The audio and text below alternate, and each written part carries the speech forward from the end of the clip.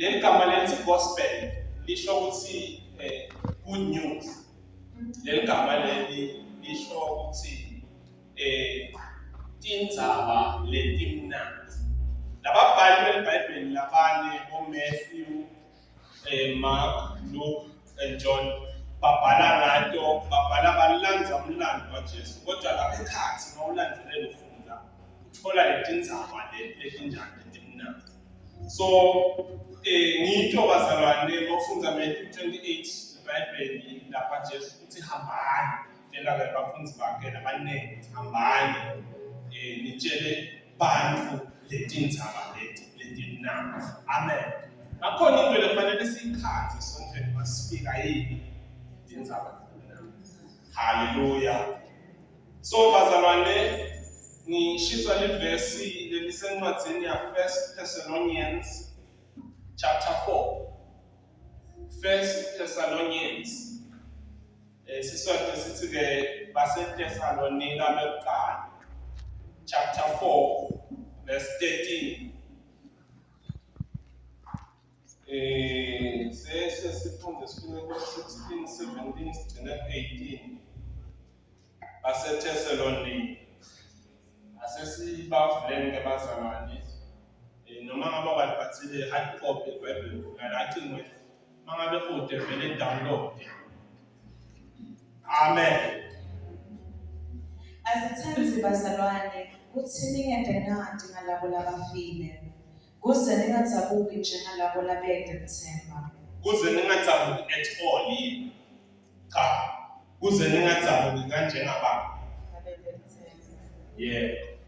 Njengoba sikholwa ukuthi Jesu wafa waphindze wavuka, kanjalo nalabo labafile kuJesu, uNkulunkulu uyawubavusa ekufeni abalethe kanye naJesu.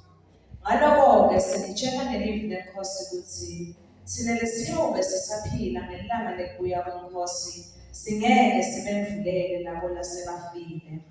Ngoba iNkosi noqobo lwayo iyawukwehla ezulwini ngelizwi lenhlokomo nangeliphimbo lengilosi lenkulu nangelicilongo laNkulunkulu. Labo labafa bakholwa kuKristu bayawuvuka kuqala. Lapho-ke thina lesiyobe sisaphila ngaleso sikhathi sisasele siyawuhlwitha senyuke sihlangane naye nabo emafini sihlangabeze iNkosi emoyeni kuze sihlale neNkosi njalo njalo. Ngakho-ke thuthutanani ngalamavi. Amen. Cela sivume namuhlabele bazalwane afishane bese siyathandaza sibonga ilizwi laNkulunkulu. Amen. Izulu ikhaya lapho sophumla khona. Izulu khaya lami lapho sophumla khona. Izulu ikhaya lami khaya lami lapho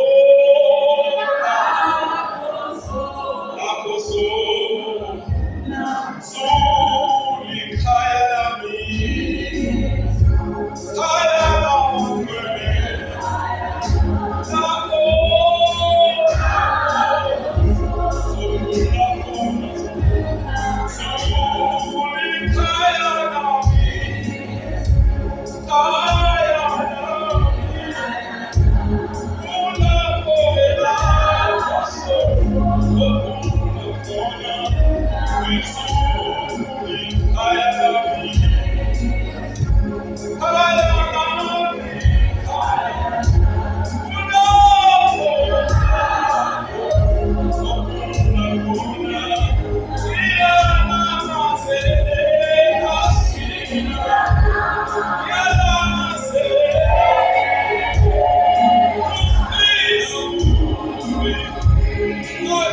Jesus.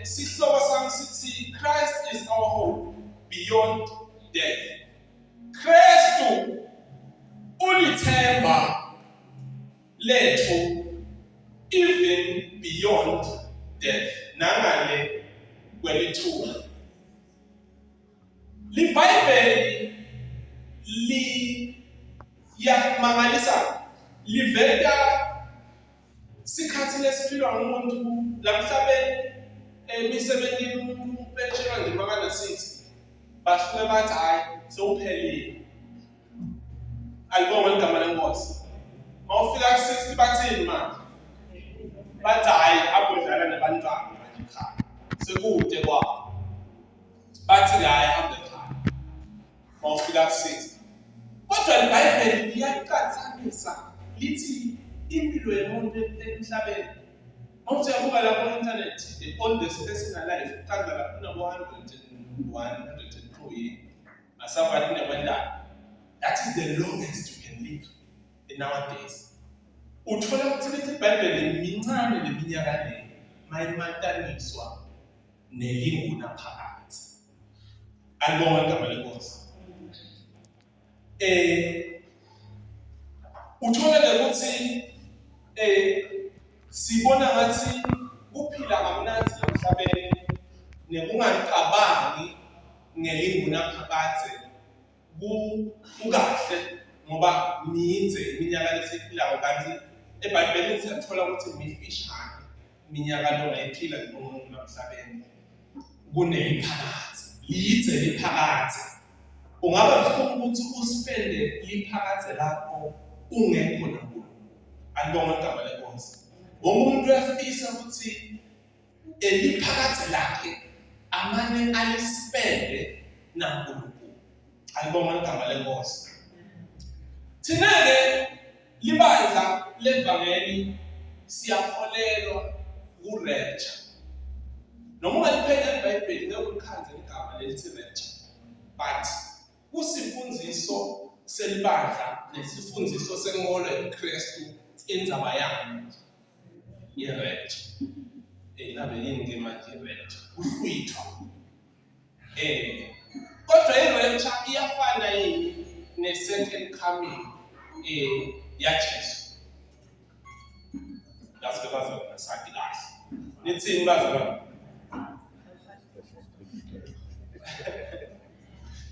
bazalwane akufani ukhona lo shinto ukuthi akufani amen akufani bazalwane amen kodwa akukho inkinga sidawuchaza ake sibuye la sifunza khona bazalwane sifunza liBhayibheli encwadzini ya1 Thessalonians libandla lelibandla belikhona lapha liqalwe nguye umpostoli Paul nguye lobhala lencwadzi ubhalela lelibandla libandla belingaphansi kwepressure libandla belingaphansi kwengcindezi lethile kunekuhlushwa lokukhona kunekufa okukhona so ukuthi mama uthi umKristu uthatha uhlolo lwethini ukhanyiswe ngawo ubaswe lapha ethi ukhanyise ubonakalise ukuthi wonke umuntu othi umKristu nawo mntawumehle kuthiwa amaKristu abaleka ashiye emakhaya awo kwaba madini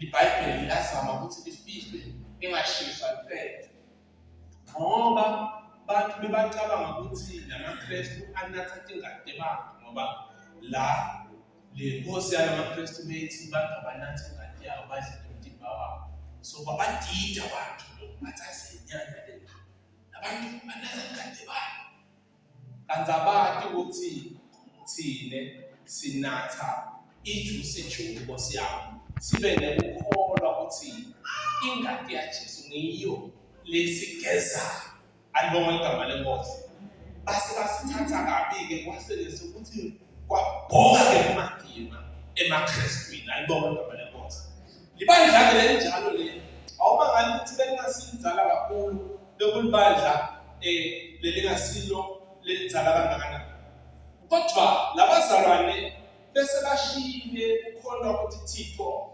sebaphendukile sebamkholwa Jesu lapha eThesalonika ibandla lencane nje bazalwane bebethe isikhathi lesize baphendukile kodwa umpostoli Paul babhalela nelithemba laphakathi noma ngerapture ukubuya kwaJesu lokusho ukuthi uma ngokuphendukile angikwazi lapho uhleli phansi ukuthi uphenduke nini ngabe sophendukile kude ukuthi ufuna ukholwe 10 years ukhaya ungadi ngerapture dingo leli kufanele sithathe as Christians letinye dingo ungazathi ungaze utibone emavesi labashumayela ngawo sekushonile kunkhani uva ngale verse la sifunza khona bazalwane these verses are written to Christians alibonga igama lenkosi we are the rightful audience for these verses kwakubhalelwa emakholwa.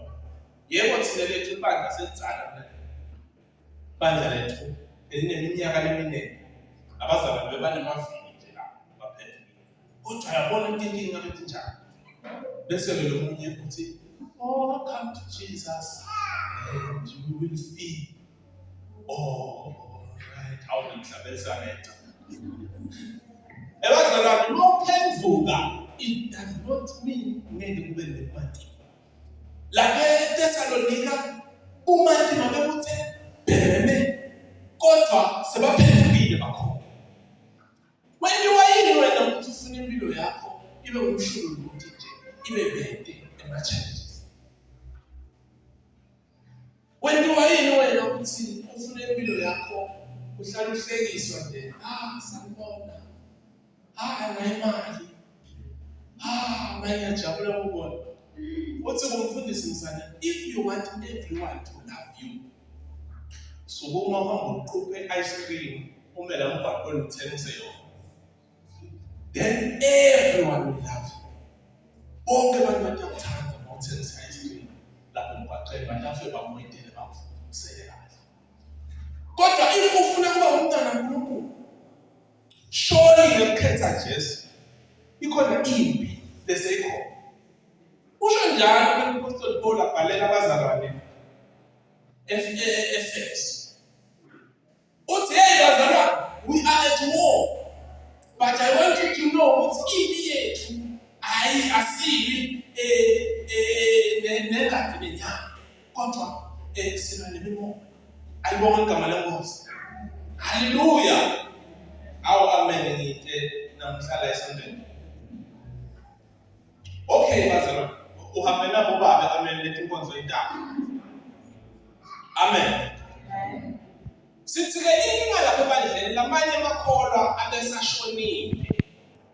Shothi kunenkinga yokuthi labanye sebashonile la. Leli inkinga labanye besaba ukuthi uMpostoli Paul sosifundise ukuthi Jesu uyabuya. Manje labanye sebashonile sebatawushiywa Jesu uyabuya thatha thina sonke. Bona abantu njani manje? Basana. Uthi ke yena cha bazalwane. Ngiyabhalela njengoba sitawubuka lapha kuverse 13. Uthi osisi nababhuti, we do not want you to be uninformed about those who are asleep. Asithandi ukuthi ningakenaki ngalabo labafile kuze ningazabuki njengalabo labete lithele. Hallelujah. Excellent Bible study sifunze indzaba yaLazaro. LiBhayibheli encwadzini yaJohane chapter 11 verse 11 lithi ke lona after he said this, he went on to tell them, "Our friend Lazarus has fallen asleep, but I'm going there to wake him up." Bazalwane, kithi sinemosindisiwe. Achaya isifuba wena sini. Kithi sinemosindisiwe. Ligama lekulala licommon masikhuluma ngekufa. Iyavakala into ngishumayela.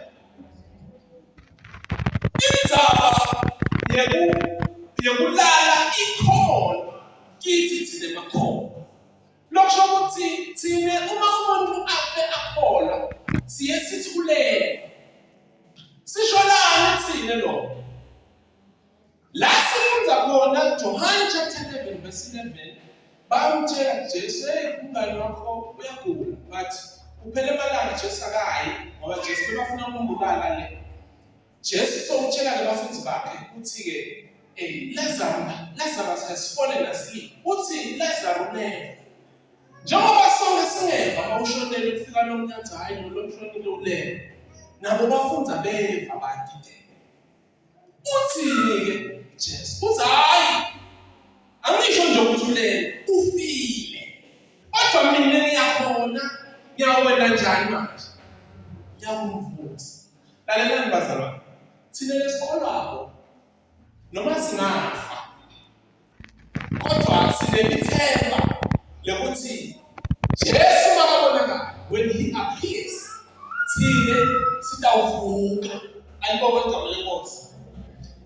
Akusekho ukufa kubantu labelungele Jesu ngoba Jesu yena mathupha wawunqoba ukufa. Awungayithuleli ngekukhaze Jesu because he is alive. Manje thina sikholwa ukuthi njengoba uNkulunkulu avusa esifeni, kanjalo nathi noma singafa Jesu utawenza njani manje? Bantu in general bazalwane sawo. Kodwa mawuphendukile ukhona, uyathi ukuthi no noma singafa. Ngiwo-ke lo mhlabeleli wencane ukuthi noma singahlekiswa, noma kungahlekiswa ngathi, kodwa we know ukuthi liyenda lana lethu. Bazalwane, angisho na. Bazalwane lapha eThesalonika bathatha ngokuthi ngoba Jesu uyabuya, sekude simo sethu siye emsebenzini ngoba lilanga lebhadala irenji ngoba namhlanje ingaphi. Angibabazalwane, nantsakhe ukuthi ingaphi. Esaba kufa. In 2026, what in 24 years? Njengoba in 24 ngentela mhla ka-30 amashaya Jesu utawubuya, so anqwayi yosebenza vele kuyafana Jesu wena njani. So kuthiwa kumele abandla bokuhleba baze bahleba nje kuphela ngoba bahleba nje kuphela ngoba abasafuni ukuya emsebenzini, abasendini sekubhokile okulela abantu. Kuhletshela bathi bazalwana ngeke silime thina. Emahlamisha amayovuthwa emva kwetinyanga leminingi nje sinabenze njani. Lalelani, kude i-contrast emkhathisini kwekutimisela nekuba ne-impact la emhlabeni nokubuya kwaJesu. There is no contrast in them. In fact, uma u-understanda kahle ukuthi Jesu uyabuya, ukunika kutimisela kulo ndawo ngoba uyazi ukuthi umuntu ngamunye uyokulanza kuphi. Awubazalwane, angifuni manje. Umuntu uyokulanza ngaphambi kwabani? Njengoba ngesemchazile ngesiswati lesisho njalo, sithi Lazarus isihlobo sethu sewulele. Kodwa ngitabuya ngiye ukumvusa. Haleluya. Jesu ukhuluma ngazuthi lo muntu usaphila kulele kanti lo muntu usoshonile. Sekuchazile ukuthi le kashonile. Kungoba Jesu waqoba kufa. Akasibuyele la sifunze khona kuverse 14. Ufunze lona lesifunzela verse 14. Njengoba sikholwa mfundzi. Njengoba sikholwa ukuthi Jesu wafa waphinde wavuka, kanjalo nalabo abafe kwakuJesu uNkulunkulu uyawavusa ekufeni abalethe kanye naJesu. Hallelujah. For if we believe that Jesus died and rose, now emakholwa ayavelelwa inkinga na. Akusho ukuthi emakholwa wona avelelwa inkinga. Akusho ukuthi emakholwa wona wakhala. Hallelujah. Ngeke ivele bese kashinela lapha.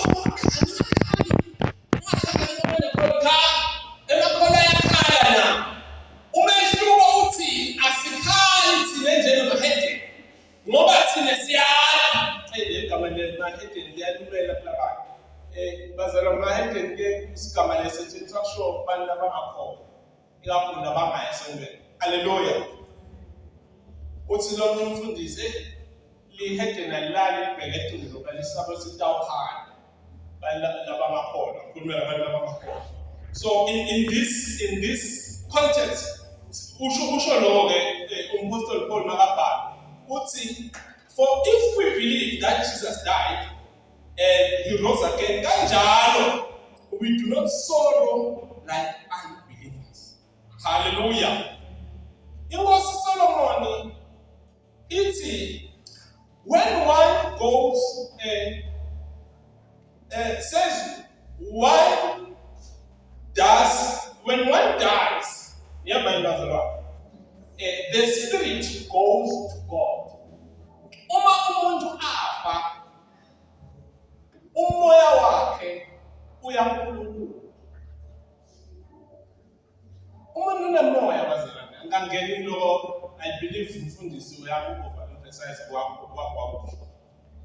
So kunema views kulo, kodwa kuclear ukuthi uNkulunkulu makamdala umuntu, iBhayibheli lithi wathatha manje libumba wamenda njani, wase uphefumulela so uthi ke King Solomon umuntu makafa lo moya uya kuNkulunkulu. Uthi ke so Jesus will bring the spirit back. Makeka Jesu. That is why lithi le verse labafile. Lento le iyapika. Uke wathi nomunye ngemva baxoxa Solomon into kuyaxoxa. Uthi ke yena ngiyakholwa khona kodwa ngayithatha imali yetipo. Ngayenza njani manje? Ngithi ke mina singafiki la mali yakhe letipo. Ngikutshela sile mali isuke iyabala. Ngithi ke yena yalapha umuntu lo wafa nemali ngokuthanzile. So lo muntu sofuna kodwa njani ngokutshengisa. Ayibonge igama lenkosi.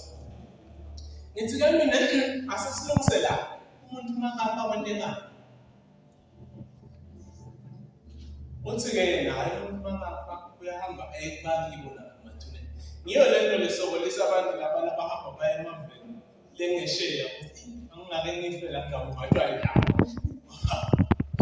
Bakamzebele emathuna abo ale manje mina masengibajale utawulahleka umoya wami utawulahlekelana nalo moya wala. Now bazalwane asihambeni kahle. uNkulunkulu lo phefumulela lo small letter s la kithi thina bantu sinalo moya kaNkulunkulu. Uthi ke makafa lo moya uyakuyena uNkulunkulu. So Jesu makabuya utawubuya nalo moya. So in fact nje letter to that ingqithi yale ushumayela ukuthi kufa it is not the end. There is a future beyond death.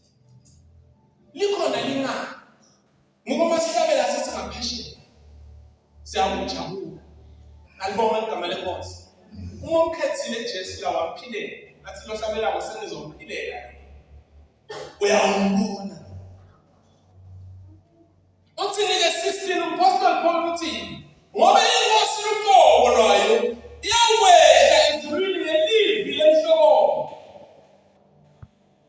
nangeliphimbo lengilosi lenkulu nangeliphimbo laNkulunkulu labo labafeta kholwa nale distinction. Hayi bonke abantu kumqoka ukuthi noma kufa ukukhanze ukhona.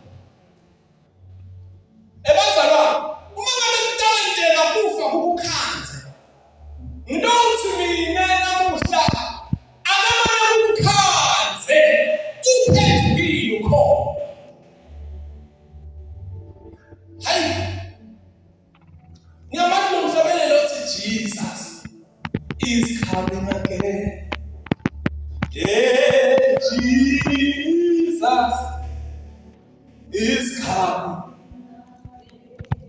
And when he comes, will you be ready? Will you be ready? Jesus is coming again. Jesus is coming, is coming.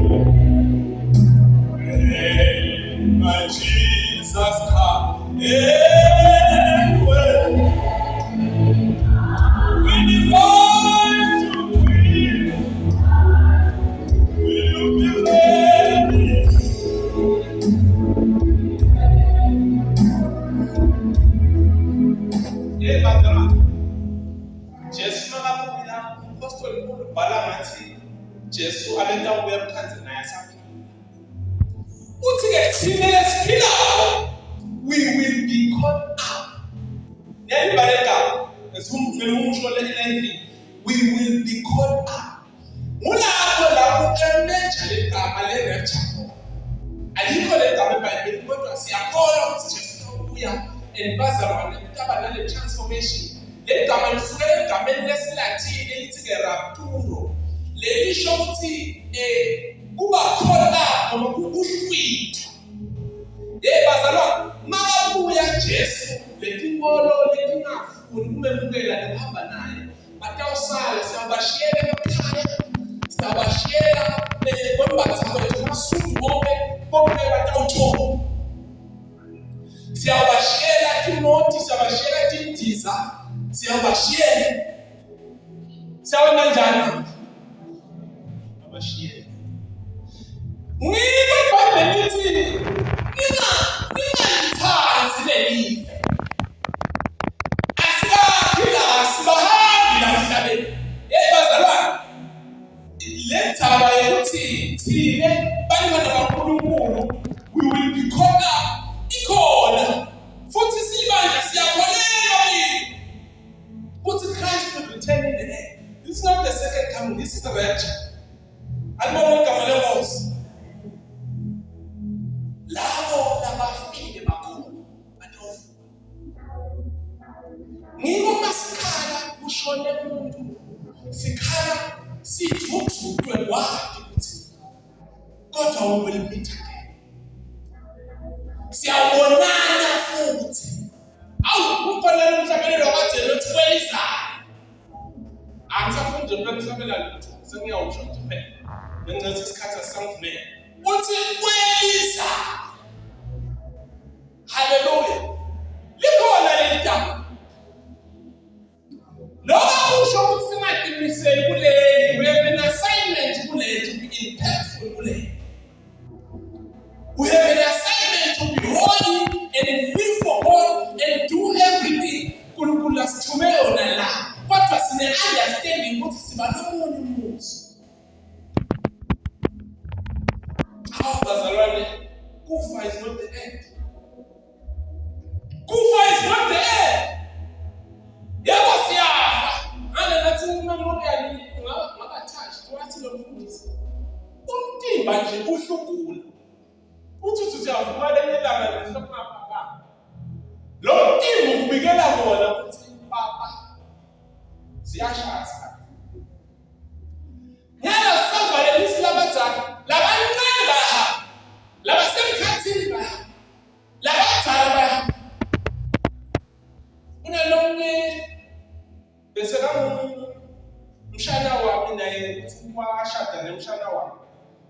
Lomnye umfowethu. He was the only one bemati batawatela bathi laba CIC. Kuthi ngolaba uhulumende labaphethe konke kule Tara construction. So baba nemuntu munye lo phethe lo nambelano. So lo muntu mawumati uphila kahle ngoba uthi maketila tovala khanzakala ukuthi uyamati.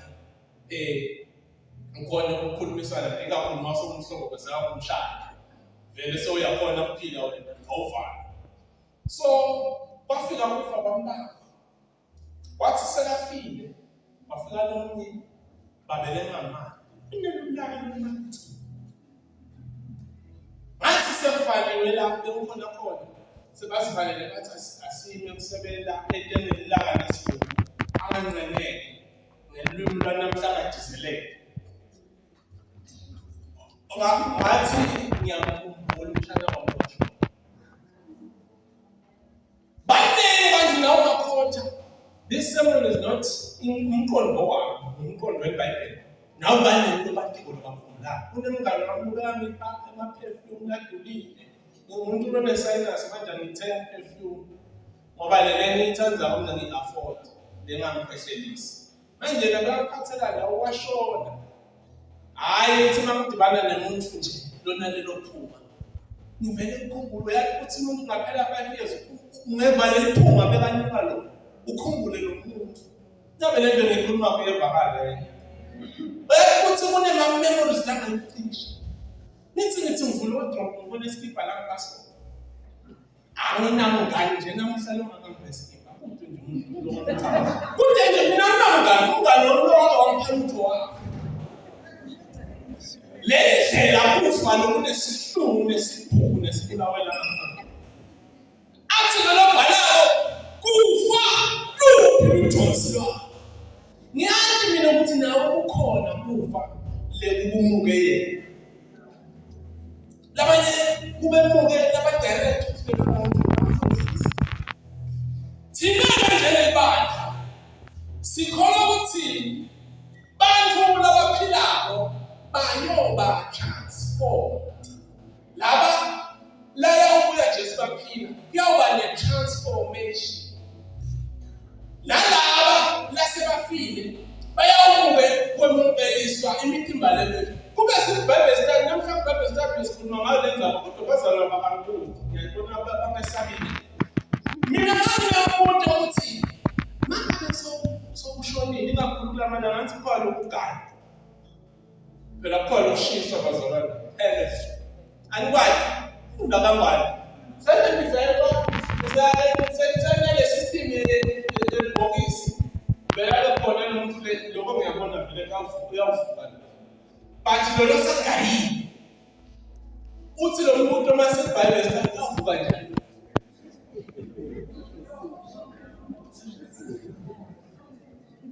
Lo muntu ushishi tophela, lo muntu bese bathatha le mbuku seyandisi sehamba nemoya. uNkulunkulu uyawafuna nembuku leseyawela la. Enyawela le. Bazalwane, we do not have the details ukuthi uNkulunkulu uyawela njani. Kodwa siyathi the Bible tells us ukuthi there will be a transformation. Sikholwa lo. Sibambe nje lo. Manje namuhla ngifuna ukuthini? Cela thatha na 5 minutes. Ngifike la ekutheni ngifuna ukuthini? Hallelujah. Yalo ngifuna ukusho ngomandla mina angeke ukusho ngomandla. Kodwa ngifuna ukusho. Ngifuna ukusho bona namhlanje do not fear them. Yebo mina mhlambe ngiyabasa. Amanda asinafika. But the word for the day is ungabesabi. Fear is not our portion. Asikasindiselwa ukuthi sesebe kubo. Yebo ukhona khona empimangweni kuyafika. Labanye sebaba ebeka phansi nomakushoni nobabe dlamini ngasikhulumela. Bazalwane asibonga ukubona kufa. Beka kahle umlangelo. Sibonga nje Takhamuti, sibonga bemndeni nabangani abasibambisile. Kanti babeka kahle emngcwabeni. Kodwa as Christians emanje esinziso ehlukene kuNkulunkulu ukuthi asinika ukuthi singasaphili sesakufa. Angenza abazalwane masephumile ukuthi ahambele mhlawumbe umuntu ukuthi manje wathi nokusaba sakufa. Bazalwane uNkulunkulu kwabo nithi live la uNkulunkulu lithi asingawesabi kufa. Uma ngakholwa ungawesabi kufa. Ayibona live la uNkulunkulu. For believers death is not there. Uma ngabe ulikholwa kufa akusiwa kuphela kwakho kathi umhlabeni yethuza bayibela. Kahle lokholwa lesisembulo lesinenzi mangabe uyabhala. Uma ulikholwa kufa kungumnyama loya ku-eternity. Uthi uPaul Paul makabhala noma ngabe ngiyafa kuhle. Noma ngabe ngiyaphila kuhle. Yebo njengoba ngilana uyasho ukuba sathane yeshumela. Kuhle. Kodwa noma ngabe ngiyafa lela uyakhona kumnanzi kakhulu kuhle. That is why we do not fear them. As I was saying, ngoba sidideka licala lifilimu lishaya livaleke liso steering kodwa sifi cha hayi ukuthi asisabi ukufa ngoba sidideke cha asesabi ngoba siyazi ukuthi ukufa umnyango losiyisa emaphakathini. Hallelujah. Manje David bazalwane, it is a doorway to eternity. Futhi bazalwane asithutane ngalo. This is the last verse of the passage, verse 18. Esikhathi nje sisasamfundi. Ngakho ke thuthutanani ngalama. Bazalwane, la mafi ayasithutha. It may not be going well esimenzayo, kodwa la mafi ayasithutha. Niyazi ukuthi bazalwane lento uthangisho ungadadadela. Niyazi ukuthi ngeke appreciate umuntu makase sekhona. Uyathenwa lo muntu noma ngabandela yonke malanga ekuseni ugcina ungasabonga inkombo you grow, you are joyela. You grow used to law. Now, in the same we are born. How? Ganzi, I was missing out to look down. Lo moja ushona nje ukuthembisile. Angizange sengigibele indiza abothatha ngani wami ngelanga lokuthi ngigibele indiza. Manje lo muntu sohambi. Bazalwane, la mafi la ukuthi. Hallelujah. Comfort obatini ukuthi mangabe sife sikholwa siyobonana. Kodwa ke sengiphetha bazalwane lesethembiso sebantu laba kuKristu. Alibona igama lenkosi. The promise is for those who are in Christ. Uma ngabe uyesu mfethu kodwa lokho kumqoka ukuthi ube uKristu. Sethembiso sekuphila lokuphakathi sitholakala uma uKristu. Benanti ukuthi abantu labangakabukeli Jesu batawuvuka. Abelama. Nabo batawubukeliswa imitima. Labanye bama. Lokuhlukile ukuthi kuyaba imitima lelungele kuba sesihogweni noma kuba away from God inaphakathi. Umthandazo wami uthi ungalahlwa masifike ekhaya. Akasivalele amehlo. Sitothandaza sibonge